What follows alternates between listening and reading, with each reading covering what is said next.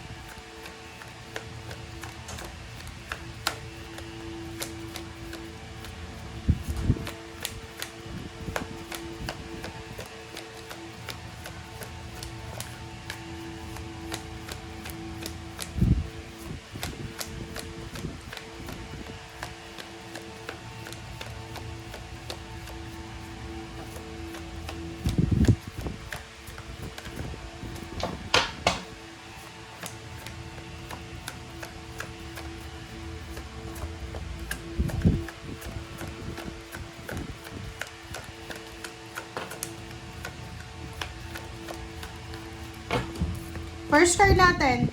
Wow! Scorpio! You're madly in love. Wow, this is...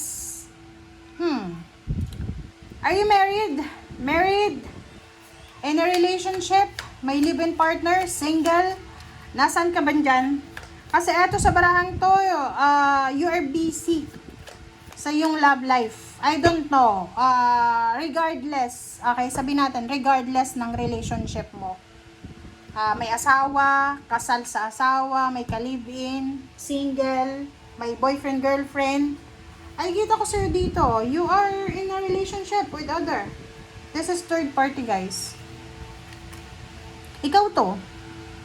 Or partner mo ba? Partner mo ba to? Kasi stability siya eh. Stable na siya eh. Diba?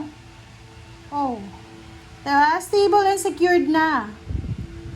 Wala ka nang dapat problemahin. But, as of the moment, meron kang ibang karelasyon? Baka ikaw may sa comment section, huwag kang magalit, Scorpio. Kasi eto, madly in love ka eh. Diba? Lalo kung babae ka, eto ka oh. Parang dalagang Filipina. Okay? Wow. Let's check sa mga next cards. Okay. Kumuha pa tayo ng isa.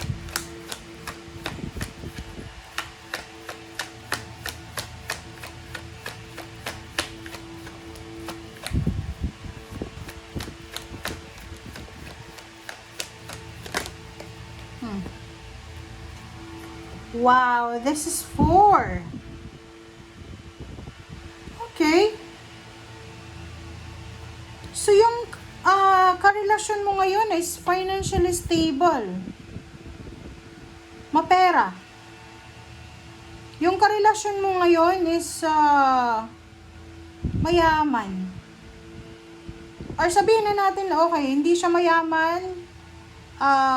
Like, kayamanan ito ng kanyang ancestor. Lahi siya ng mayaman. OMG.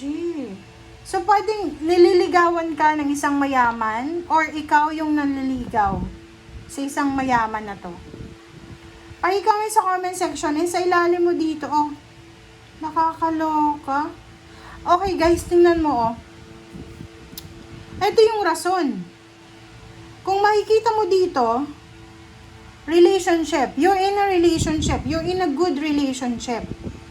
Pero 37, poverty eh. Pwedeng nakapag-asawa ka ng mahirap. Sabihin na natin, walang pinag-aralan. Ikaw din, siguro wala kang pinag-aralan or may pinag-aralan ka. Kasi yung naging asawa mo or naging partner mo ay hindi siya mayaman. Siya yung main male mo ha. Siya yung main male mo. Hindi siya mayaman. Pero yung love niya para sa'yo is sobrang totoo. Ang problema lang, napagod ka na sa paghihirap financial. Eto yun oh, napagod ka na eh, toil and labor. Parang ang nakikita ko sa'yo dito, ang rason kung bakit ka na in love sa iba, it's because sa gabi siguro, pwedeng nagtatrabaho ka sa gabi. Tatrabaho ka ba sa gabi? Kasi, kung nagtatrabaho ka sa gabi, napapagod ka. Parang pakiramdam mo, parang minamaliit mo yung sarili mo or nagsiself-pity ka pag gabi na iniisip mo, ay ako lang ata yung nagtatrabaho na panggabi. Kasi yung iba natutulog. So, ang rason mo dito, kung bakit ka nahihirapan or kung bakit ka naghanap ng iba siguro, it's because gusto mong makaalis dito. Desperado ka na. Desperado, hirap na hirap ka na. But you need to be careful lalo kung kasal ka sa una mong karelasyon. Kasi dito, sa community na to, kung tinatago mo to na love life na to, hindi mo yan maitatago. Wala, kasi the community is here. Maraming mga tao na nakasubaybay sa'yo. And yun yung kung may asawa ka na like kasal kayo tapos nagloko ka, or yung ikaw yung person na niloko, sabi ng baraha sa'yo dito, mag-iingat ka. Be careful. Kasi 55 to Kung balak mong humabla, o anong tawag dito, ihabla, mag-iingat ka kasi babaliktad to sa'yo Lalo kung ikaw yung nagkaroon ng third party, tapos ikaw pa yung parang mag-file ng case sa taong niloko mo. Nako, siguradong babaliktad to sa'yo. Sasampaling ka neto ng problema. Okay? So, nakikita ko sa'yo kung may asawa ka, tapos kasal kayo, tapos nalaman na may third party ka, ihanda mo yung pera mo. Ihanda mo ang pera kasi pwede kang kasuhan ng bigamy or ng adultery. And kung makikita mo dito, sobrang concern, worries to guys. 55-55. 5555 kaso sa korte. Nako, legal case to. Okay? So, kung nasa ganun kayong sitwasyon guys, consult nyo na lang yung mga legal counselor, mga abogado.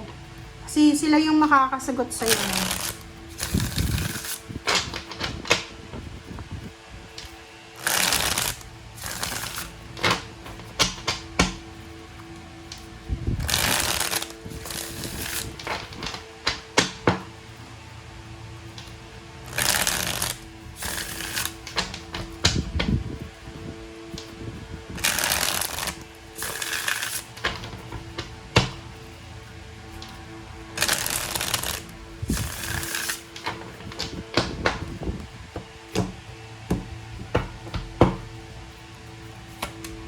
Okay, 8 of Wands.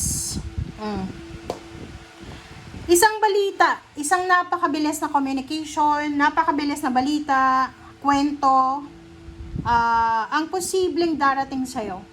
And yung darating na kwento na to sa'yo, ay possible na magbibigay to sa'yo ng kaligayahan, completion, or accomplishment, achievement. So, like, may mga Scorpio dito na posibleng kayo ay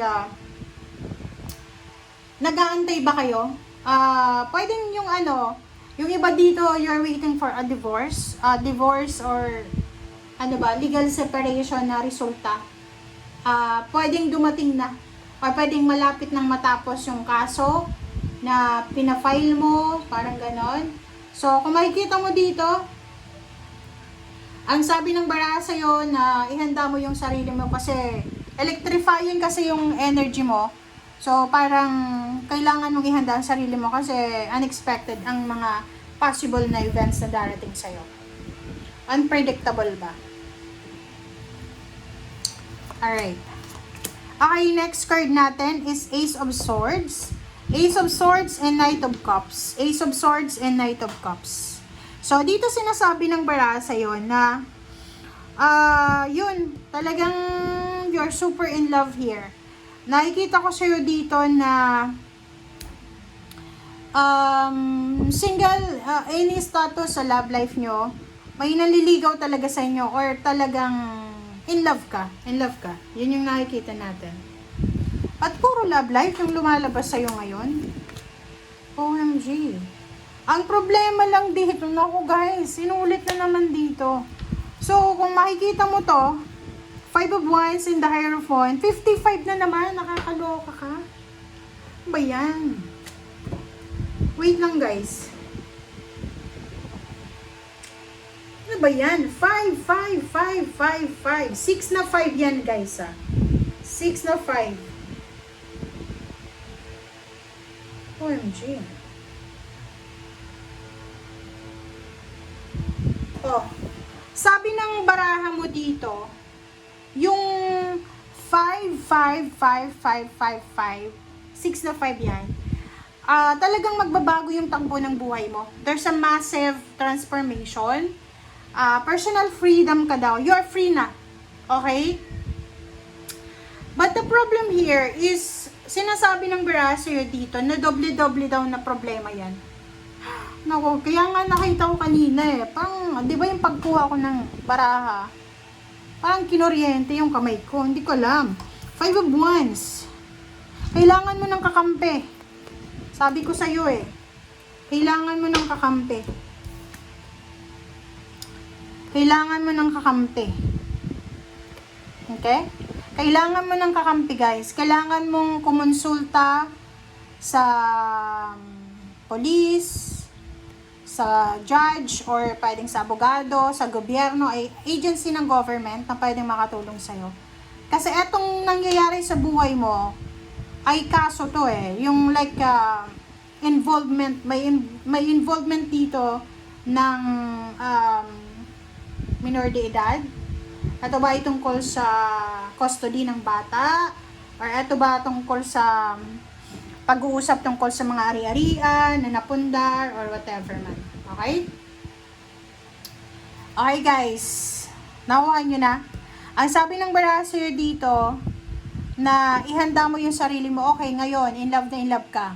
Kasi yung energy mo dito, okay, kung single ka, never been in a relationship or in a relationship ka before, as long as na wala kang sabit, okay lang. Ang problema, pwedeng itong naliligaw sa'yo, may asawa. Okay? Dating asawa. So, hindi ka pwedeng ganon. Hindi mo pwedeng puwersahin yon. Or ikaw yung may asawa. Kasi dito sa barahan to, sinasabi kung ano man daw yan na pinasok mo, gulo yan. Gulo. Na kailangan mo dito ng assistance ng mga attorney or kung sino man ang makapangyarihan yan sa batas. Okay?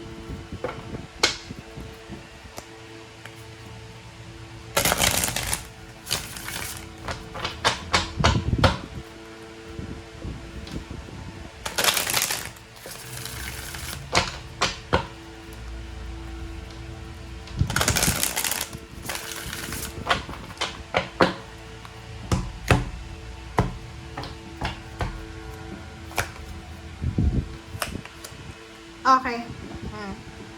Diba? Ang nakikita ko sa'yo dito, kahit sa trabaho guys, kahit sa trabaho,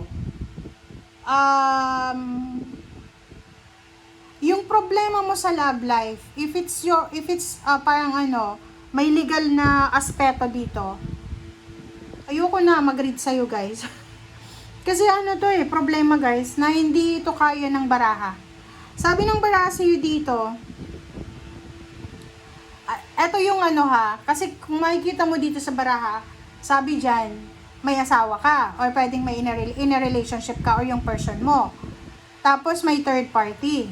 Ang problema dito is, yung love life na yan, na bawal na relasyon, makaka-apekto yan sa trabaho mo. Lalo na kung yung trabaho mo is, alam mo yung may mga bawal na may kalaguyo. Like yung mga guro, yung mga professional na bawal talaga na pwedeng ireklamo. So, dito sa barahang ito, sinasabi ng baraha sa'yo na mag-iingat kayo. Okay? Mag-iingat kayo kasi posibleng mawalan ka ng pinagkakakitaan.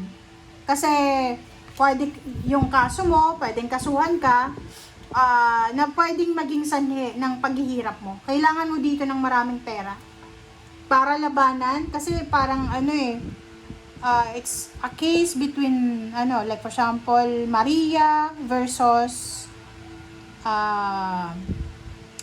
ano ba yun? Philippines ba? Kasi yung kalaban mo dito is agency ng gobyerno eh. I don't know guys, if you, may concern ba kayo sa DSWD or any agency kasi kailangan nyo mag-ingat. Okay? Matatalo kayo if ever na there's some minor mga kids, babies, kanya na involved dito. Diba? Wala eh. Sabi ko sa'yo eh, wala. Talo ka. Sila yung panalo. Unang-una, pwede kang makulong. Or pwedeng may makukulong dito. Pangalawa, pera. Kailangan mo dito ng pera. Pangatlo, panalo sila. Panalo sila, walang-wala ka. And dito sa barahang to, mawawalan ka pa ng trabaho. Masisira pa reputasyon mo. Oh. Diba? Kailangan mong trabahuin to Kailangan mong ayusin yan. Kasi yun nga, electrifying kasi sobrang in love, parang ano. So yun guys, thank you for watching and see you again. Bye!